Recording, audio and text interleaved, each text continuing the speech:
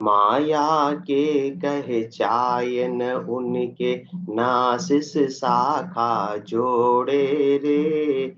आणव कहे ताहि ज्ञान बतावे, काहू सोहे तन जोड़े रे। शहर नगर ना बसती रहे, ना कोई जूपा बांधे रे। सुन नहीं सीख कहे नहीं काहू, सूरत नाव दिस साधे रे। कह सुख राम कोई नहीं जीता, प्रारब्ध दुख देवे रे। बिना भजन सब पर ले जासी, जीतर यूं क्या लेवे रे। जीतर यूं क्या लेवे रे। सदगुरुदेव फरमाते हैं कि संसार में मन को जीत कर, किस प्रकार से जीत कर, हट के द्वारा दमन कर कर, बल के द्वारा मन को जीत कर अपन समझते हैं कि हमारा कल्याण हो जाएगा, हमारा मोक्ष हो जाएगा। इस प्रकार से मन को जीतने से तो मोक्ष होने वाला नहीं है, क्योंकि मोक्ष किसको प्रदान करना है? इस आत्मा को प्रदान करना है। ये आत्मा को मोक्ष की प्राप्ति करनी है, तो उसके लिए आत्मा का ही काम होगा, तब जाकर आत्मा को परम पद की प्राप्ति होगी। बाकी मन को जीत रहे हैं, किस प्रकार से जीत रहे हैं? शरीर तक का उपाय करके, इंद्रियों तक का उपाय करके। इससे आत्मा तो कुछ भी प्राप्त होने वाला नहीं है। बिना परमात्मा के भजन के, बिना नाम सुमरण के निज नाम की जागृति नहीं होती, और बिना निज नाम की जागृति के आत्मा कभी भी तीन लोकों से परे चौथे लोक की प्राप्ति नहीं कर सकती। बाकी हद के व्यवहारों से अपन समझ रहे हैं कि अपन ने मन को जीत लिया, उससे इस आत्मा के कोई भी आनी जानी नहीं है। क्योंकि हद के व्यवहार, शरीर की क्रिया कितने टके की है? 2% की है बस, उससे ज्यादा कुछ भी नहीं है। और मन की क्रिया, जो मन की वृत्ति है, वो कितने टके की है? 8% की है, इससे ज्यादा कुछ भी नहीं है। तो 10% काम बनने से, 10% पढ़ाई कर लेने से क्या अपन पास हो जाएंगे? होने वाले नहीं है। 90% काम आत्मा का तो बाकी रह गया। आत्मा का 90% काम कैसे होता है? निज नाम के द्वारा और सद्गुरु विधि से सुमरण के द्वारा ही इस आत्मा मन पर विजय प्राप्त करके, वास्तविक अर्थों में मन पर विजय प्राप्त करके चौथे लोक की प्राप्ति कर सकती है। बाकी तो सब दर्डे हैं, हद के व्यवहार है। इनको पालन करने से समझ रहे हैं कि हमने मन पर विजय प्राप्त कर ली। सद्गुरुदेव फरमा रहे इस प्रकार से आप समझ रहे हो कि आपने मन पर विजय प्राप्त कर ली, परंतु वास्तव में विजय प्राप्त नहीं हुई है, और आपको कुछ मिलने वाला भी नहीं है। आपके आत्मा के कुछ आने जाने उससे नहीं कोई फर्क पड़ने वाला नहीं है। ये क्लियरिटी सदगुरुदेव अपने को कर रहे हैं। ऐसे कहे जुगदाय न आवे, एक साव चौक बतावे रे। मन जीते तो ऐसा, ऐसे कहे जुग दाय ना आवे। क्या फरमाते हैं सब लोग कि अब हमको संसार दाय नहीं आता है, संसार ऐसार है, संसार दुखालय है। अब इस संसार में हमको नहीं रहना है। तो घर को छोड़कर चले जाएंगे वन में, तो वहां संसार नहीं है, वहां तीन लोग नहीं है। रहेंगे तो संसार में ही, बस संसार में स्थान का परिवर्तन किया है। स्थान का परिवर्तन होने से परम मोक्ष की प्राप्ति होने वाली नहीं है। वास्तविक अर्थों में मन पर विजय प्राप्त होने वाली नहीं है। मन तो जितना भोग इस जगह पर मांग रहा था, उतना ही भोग दूसरी जगह पर भी तो मांग सकता है। उसमें मन की स्थिति में कोई परिवर्तन होने वाला नहीं है। ऐसे कहे जुग दाय न आवे, संसार हमको दाय नहीं आता है, इसलिए हम संसार छोड़कर जा रहे हैं। अरे संसार का अर्थ ही अभी तक सही अर्थों में समझा ही नहीं है। जिस घर में जन्म हुआ है उसको समझ लिया कि ये संसार है, जो अपने व्यवहार संबंध उनको समझ लिया संसार है, तो अपने माता पिता को छोड़ दिया, त्याग कर दिया। जिस परिवार में अपन बड़े हुए उसका त्याग कर दिया, तो समझ लिया क्या छोड़ दिया अपन ने? संसार छोड़ दिया। संसार तो सब जगह रहने वाला ही है, ये माया का शरीर तो सब जगह रहने वाला ही है। इसलिए त्याग ही करना है तो क्या करना है? त्याग करे तो तज कर आदू जासु हंसो आयो रे। ये आत्मा कहां से आई है? आत्मा कहां से आई है? सृष्टिकर्ता परमात्मा पद से आई है, कर्ता पद से आई है शुरुआत में। तो त्याग ही करना, तो उस कर्ता पद का कर, इस माया और ब्रह्म के कुल का कर। इस कुल ने तुम्हारा क्या बिगाड़ा है? तो त्याग करे तो तजकर आदु जासु हंसो आयो रे। जब तक उस आदुगर का, उस आदगर का त्याग नहीं करेगा, कर्ता पद से अकर्ता पद में नहीं जाएगा, तब तक तो पहले भी आया और वापस से क्यों नहीं आएगा?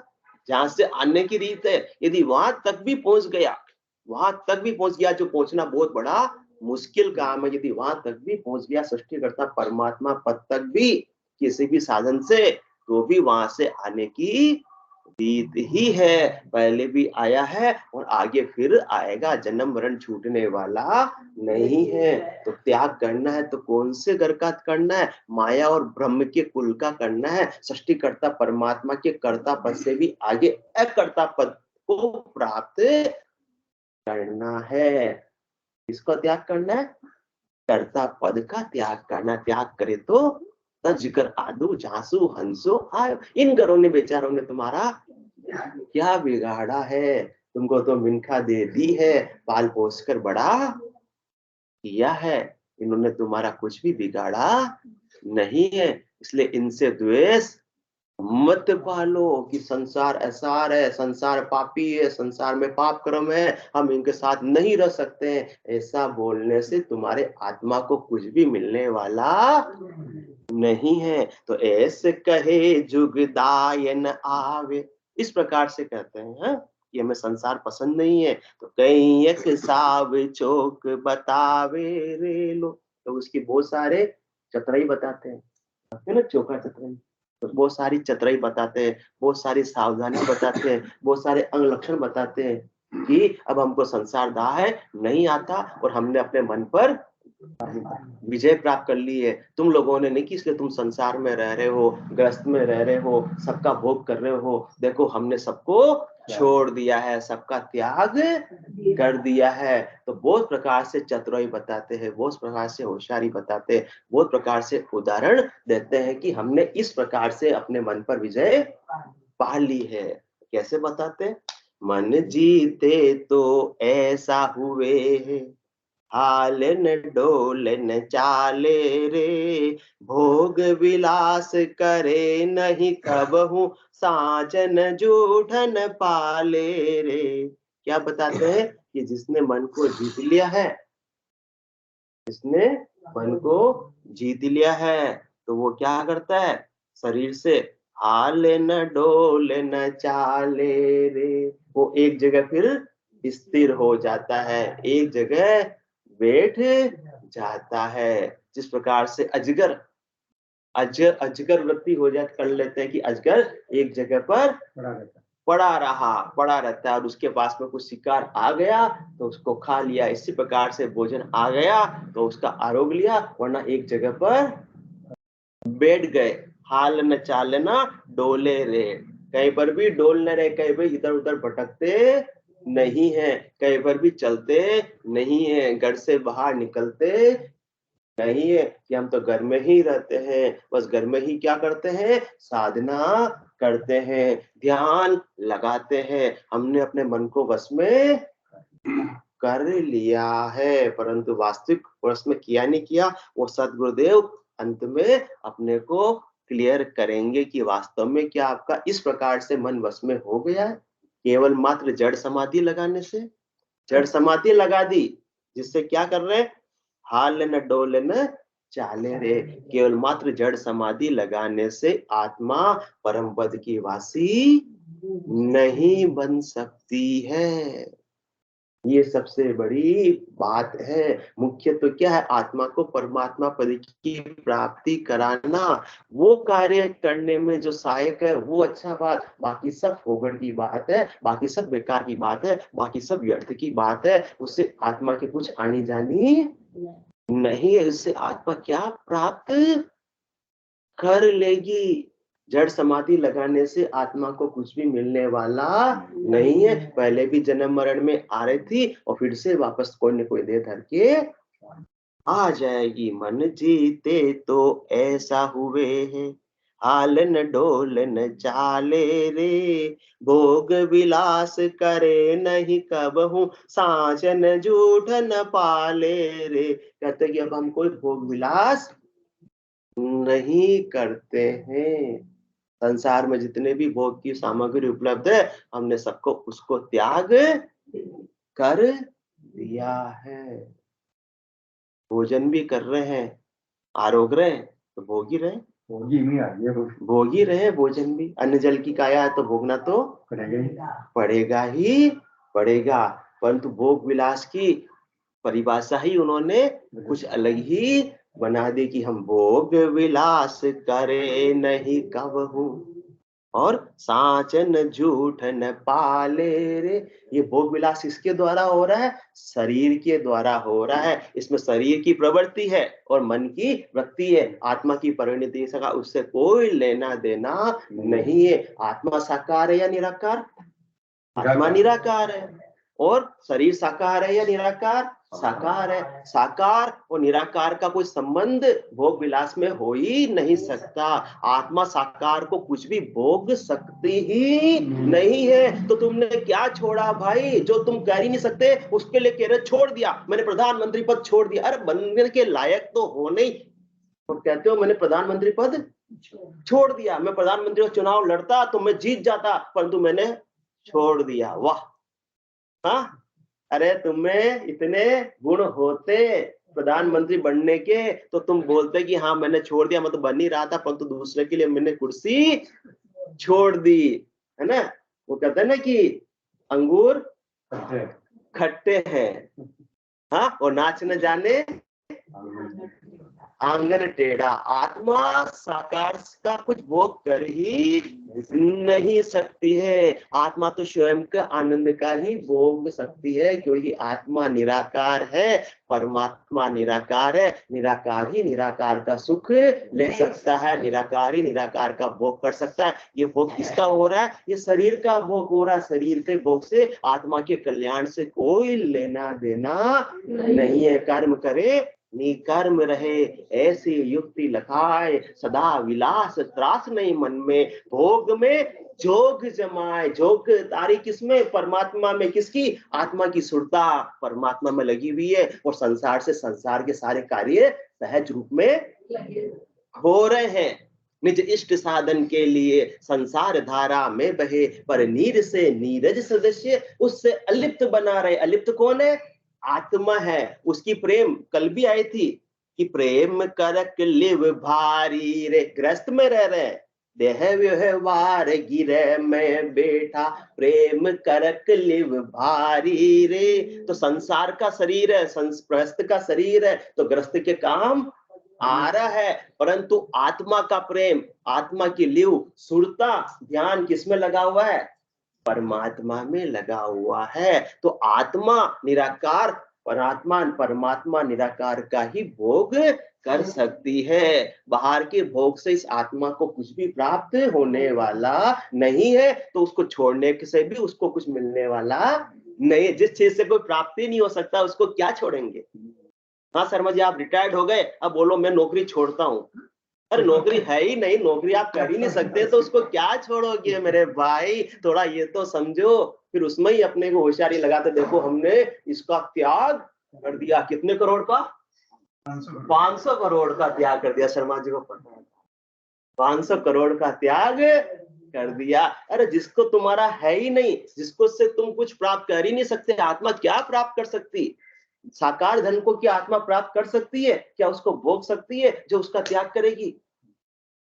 भक्ति किसकी कर रहे? आत्मा के कल्याण की या बात कर रहे? शरीर के कल्याण की बात नहीं कर रहे। हाँ, शरीर का कल्याण धन से हो सकता है, शरीर का कल्याण परिवार से हो सकता है, शरीर का कल्याण वस्तुओं से हो सकता है, परंतु आत्मा का कल्याण तो धन से हो सकता ही नहीं। तो उसमें त्याग का कारण ही क्या बचा मेरे भाई? थोड़ा ये तो विचार करो। ये अपने को सदगुरु सुखराम जी महाराज समझा रहे हैं, जगा रहे हैं, अपने भ्रम का विध्वंस कर रहे हैं। मन जीते तो ऐसा हुए है, हालन डोलन चाले रे, भोग विलास करे नहीं कबहू, साजन जूठन पाले रे। कि भाई कभी भी हम भोग विलास नहीं करते हैं, इसका मतलब हमने मन को जीत लिया है। कभी भी झूठ साच नहीं करते हैं, हम एकदम सत्यवादी है। ये सब चीज अच्छी बात है, परंतु क्या ये हद के व्यवहार तक सीमित है? इससे आत्मा के कल्याण का कोई लेना देना नहीं। इसका जो निश्चित फल है वो आपको आगे मिल जाएगा। ये सब फल की क्रियाएं हैं, ये मुक्ति की क्रियाएं नहीं है। लेकिन एक फिलोसफी, जैन फिलोसफी, उन्होंने त्याग को बहुत में, हाँ, तो वही तो सतगुरुदेव भ्रम का विध्वंस कर रहे हैं कि वो शरीर तक की क्रिया है। आप त्याग के साथ में यदि आत्मा की, पहली बात तो हो गई शरीर की प्रवृत्ति, जिसको अपन शरीर की क्रियाएं कर रहे हैं, शरीर को जैसे भोजन करा रहे हैं और नहीं करा रहे हैं, 30 दिन का उपवास कर रहे हैं, 45 दिन का उपवास कर रहे हैं, या एक टाइम खाना खा रहे हैं, या 3 दिन ये खाना खा रहे हैं, या अपने को ये खाना ये नहीं खाना, ये सब क्या है? ये शरीर की क्रिया है, शरीर की प्रवृत्ति तक की ही बात है। इससे आगे बढ़े तो मन की वृत्ति की बात हो जाती है कि हमें ये भोगना, ये नहीं भोगना, ये चाहना, ये नहीं चाहना। उससे आगे की भी बात, आत्मा मन और शरीर से बिल्कुल अलग है। मुक्ति शरीर को नहीं दिलानी, मुक्ति किसको दिलानी है? आत्मा को दिलानी है। परमात्मा पद में शरीर को नहीं मिलाना, शरीर तो मिल ही नहीं सकता। शरीर तो 5 तत्वों का है, 5 तत्वों में ही मिलेगा। जो भक्ति कर रहा है उसका शरीर भी 5 तत्वों में मिलेगा, जो भक्ति नहीं कर रहा है, संसार को भोग रहा है, उसका शरीर भी 5 तत्वों में मिलेगा। सहजातीय का ही संबंध हो सकता है चाणक्य साहब, सहजातीय और विजातीय का संबंध नहीं हो सकता। कबूतर कबूतरी का ही होता है ना, या कबूतर और कौवे का हो जाता है?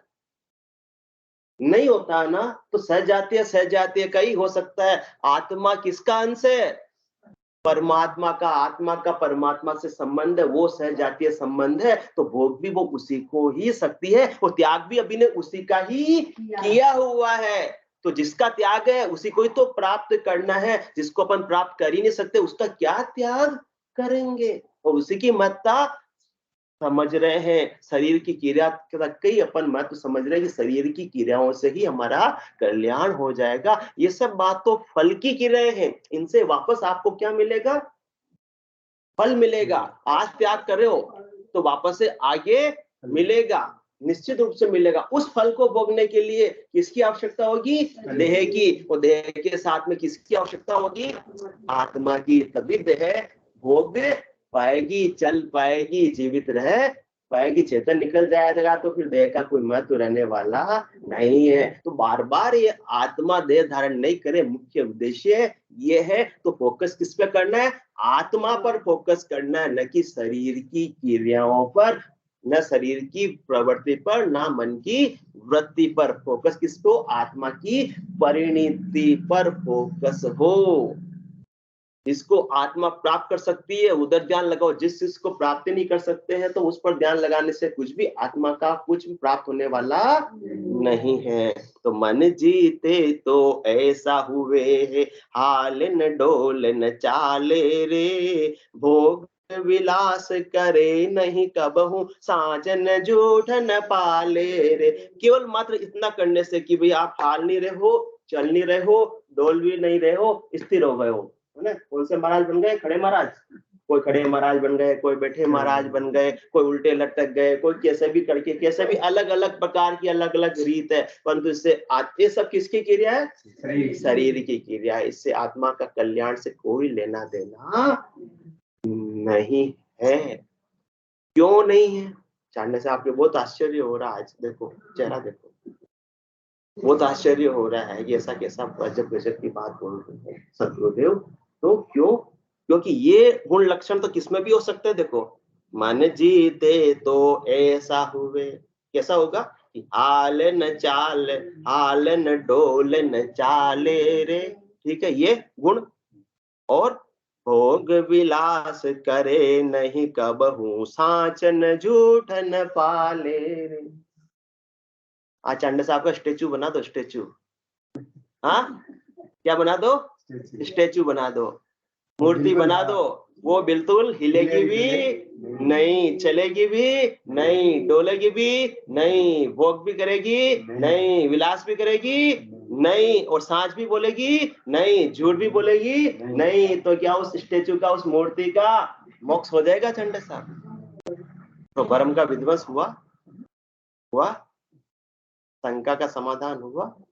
तो केवल मात्र ये अंग लक्षण तो हद के व्यवहार तक ही सीमित है। इससे परमात्मा पद की केवल इन्हीं से ये सहायक हो सकते हैं, परंतु केवल इन्हीं से परमात्मा पद की प्राप्ति समझ लेना ये बहुत बड़ी भूल है। इसमें तो फिर वापस से कभी ऊपर जाएंगे, कभी बीच में आएंगे, कभी नीचे चले जाएंगे। 3 लोक का फेरा होई, गाड़ी बेल फिरे जो सोई, 4 वेद की त्रिगुण माया, लख 84 जीव बंधाया। भाई मूर्ति सब बन जाओ, परंतु इससे की मूर्ति का क्या कल्याण हो जाएगा? परम मोक्ष की प्राप्ति कर लेगी? संभव नहीं है। बिना नाम के सुमरण और निज नाम के कभी भी आत्मा परमात्मा पद को प्राप्त नहीं कर सकती है। मुख्य कारण उसका, मुख्य कारण किसका?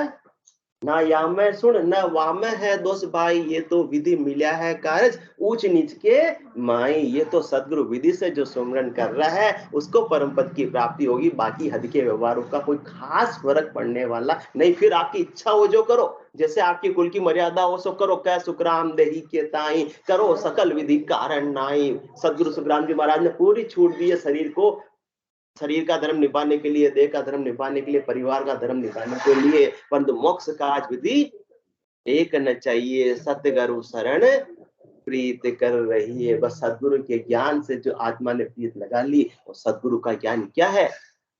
श्वास को श्वास कहे हरि नाम, फिरे रसना मुख में दिन राति, धीरज ध्यान अडोल न डोलो, आसन मार का समिस्तर राखत नाही, मोड़त अंग न बंदत बाती, मन को थोब पवन संग मेलो, सुरत समोय निरत कर साथी, सुखराम कहे यूं ध्यान धरो जो, दीप सुजोत जलत है बाती। अब इसमें आपका कोई कारण ही नहीं है। कल के भी अर्ज के अंदर आया था कि आप क्या करते हुए? खावत पीवत बोलत चालत धंधे माय पुकारे रे, फोगट बात मठी को त्यागे, सोजन मन को मारे रे। सदगुरु विधि से सुमरन का कारण है। वो सुमरन तो सहज रूप से आपका खाते पीते उठते बैठते धंधे के अंदर भी संभव है। उसमें आपको ये सब इतना करने की आवश्यकता नहीं कि हाल न डोल न चाले रे, भोग विलास करे नहीं कबहू कबू, हाँ साँच न झूठ न पाले रे। तो फिर देव ऋण कैसे चुकेगा? ऋण कैसे चुकेगा? फिर ऋण कैसे चुकेगा? फिर जो ऋण रह गए तो उसको चुकाने के लिए तो वापस से आत्मा को दे देते त्यागन कियो वह सिर बदलो जन्म दूसरों लौटे। आज त्याग कर दिया है तो सिर पर बदला तो रह गया। जिसके प्रति परिवार में जो करते हुए कर्म निभाने थे वो तो बाकी रह गए हैं। तो रह गए तो वो तो वापस चुकाने के लिए आना ही पड़ेगा। तो फिर आत्मा तो वो तो मुक्ति मिले ही नहीं। वो तो वही वापस 84 का चक्र चलता रहेगा। मन जीते तो ऐसा हुए है, हाल न डोल न चाले रे, भोग विलास करे नहीं कबहू, साजन झूठ न पाले रे। तो संसार में रहते हुए अपने करते हुए कर्म को निभाते हुए सबका उपयोग करते हुए सहज सहज में, और आत्मा की तारिका लगी हुई है, परमात्मा में लगी हुई, देवता लगी हुई है, परमात्मा में लगी हुई है। ये सहज मार्ग, ये राजयोग का मार्ग है जिसके अंदर कोई भी आंख न मूंदो, कान न रूंदो, अनित कष्ट नहीं धारो, खुले नहन पहचानो, हसस सुंदर रूप निहारो। और क्या फरमाते हैं कि हमने मन को जीत लिया, माया के कहे चाय न उनके, नासिस शाखा जोड़े रे, अणब कहे ताहि ज्ञान बतावे, काहू सोहेत न जोड़े रे, काहू सोहेत न जोड़े रे। माया के कहे चाय न उनके, कहते कि हमारे माया की कोई भी चाय ना नहीं है। हम माया को स्पर्श भी नहीं करते हैं। भाई माया का अर्थ ही नहीं पता है, शरीर किसका, शरीर को स्पर्श ही नहीं करते, शरीर में रहते ही नहीं है, शरीर को छोड़ दिया है। तो अच्छा है भाई, फिर तो आपकी माया की चालना खत्म हो गई। शरीर को स्वस्थ रखने का अभी भी उपाय कर रहे हैं, नहीं कर रहे, भले ही घर को छोड़ दिया, कर रहे हैं ना। कोई बीमारी आ रही तो दवाई खा रहे हैं, नहीं खा रहे, इसका मतलब माया की चालना तो अभी है। तो फिर कैसे कर सकते हैं कि माया की चालना नहीं है हमारे। हाँ, आत्मा और शरीर को एक कर दिया, जबकि वो एक नहीं है। अपना अपना करते हुए कर्म, आत्मा को कैसे परमात्मा मिलाना उसका विभाग बिल्कुल अलग है, शरीर को कैसे स्वस्थ रखना है उसका विभाग बिल्कुल अलग है। तो माया की कह चाय न उनकी, हम पैसे को हाथ भी नहीं लगाते हैं, इसलिए यहाँ पहले रख दो, हमारे पास में रख के चले जाओ, लिफाफे में रख के चले जाओ, या बैंक अकाउंट है उसमें ट्रांसफर कर दो, पर हम हाथ नहीं लगाते। हमारी माया की चाय ना नहीं है, समझदार को इशारा ही काफी है। माया के कहे चाय न उनके, समझ बहुत समझ, नासिस शाखा जोड़े रे, कि हम तो कोई शिष्य शाखाओं भी नहीं जोड़ते। तो कल बात हुई थी ना कि अवधु माया तजी न जाए, यहाँ ग्रह को तस्कर बिस्तर बांधा, बिस्तर तस्कर फेरी, लड़का तस्कर चेला की नीतों मती माया गिरी। चलो हम इतना काम भी नहीं करते, हम कोई किसी को चेले नहीं बनाते हैं, कोई शिष्य शाखाएं हम नहीं खोलते हैं। और अणब कहे ताहि ज्ञान बतावे, काहू सोहेत न जोड़े रे।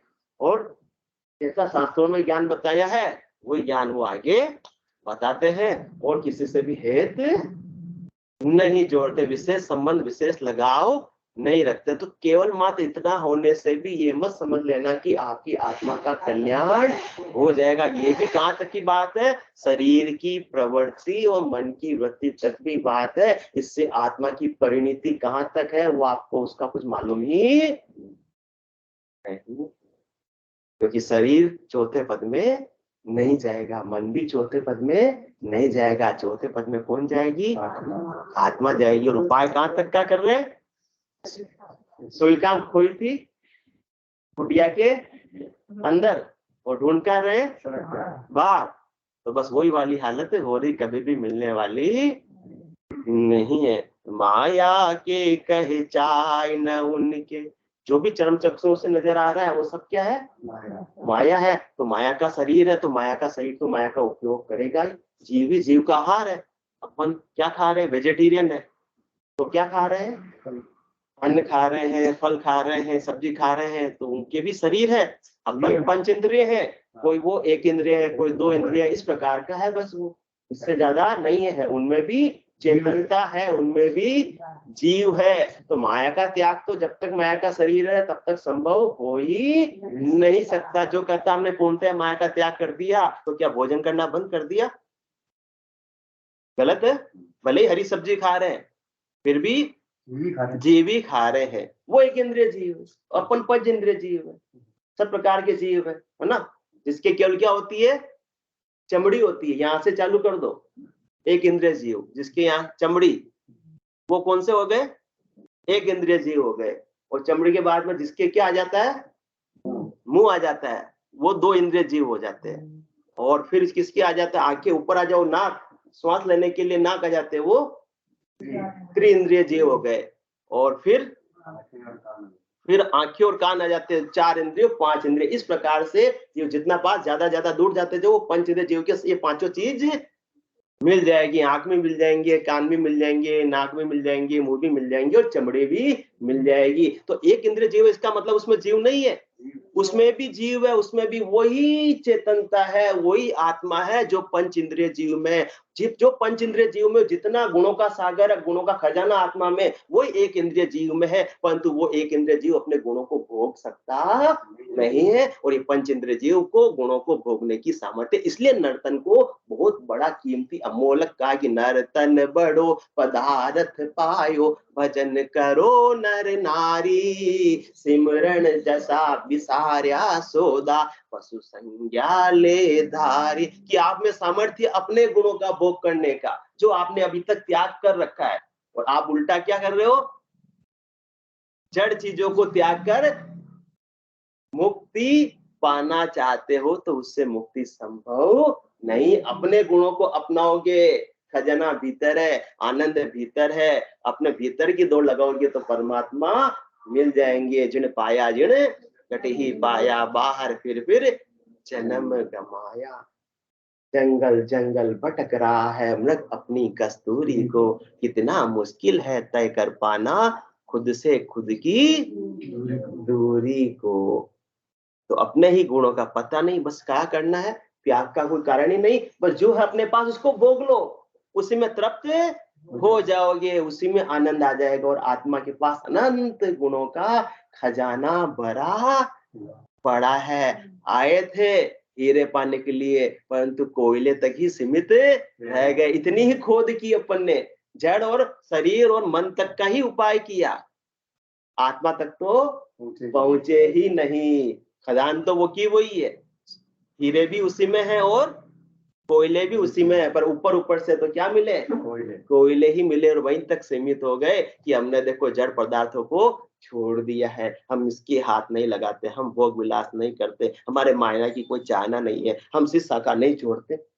अच्छी बात है, परंतु इससे मत समझ लेना कि केवल यहीं तक सीमित रहने से आत्मा परम पद की वासी बन जाएगी।